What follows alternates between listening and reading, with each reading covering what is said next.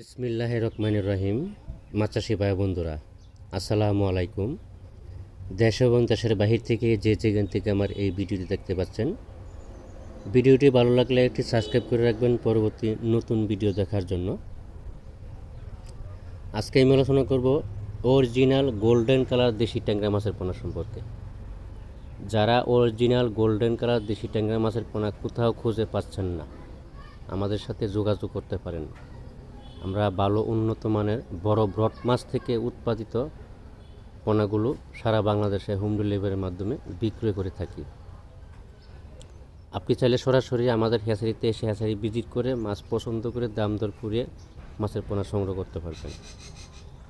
একটা জিনিস খেয়াল করতে হবে, প্রত্যেকটা মাছের মধ্যে কিন্তু বা প্রত্যেকটা জিনিসের মধ্যে কিন্তু ভালো মন্দ আছে।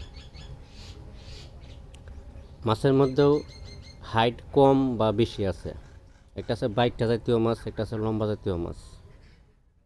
গোল্ডেন কালার দেশি ট্যাংরা মাছের পোনা যেটা লম্বা চওড়া ভালো থাকবে বা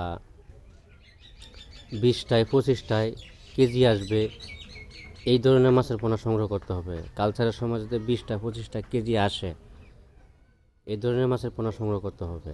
অর্থাৎ বড় ব্রড মাছ থেকে যে উৎপাদিত পোনাগুলো আছে, ফার্স্ট গ্রেডিংয়ের যে পোনাগুলো আছে, এই ধরনের মাছের পোনা সংগ্রহ করতে হবে।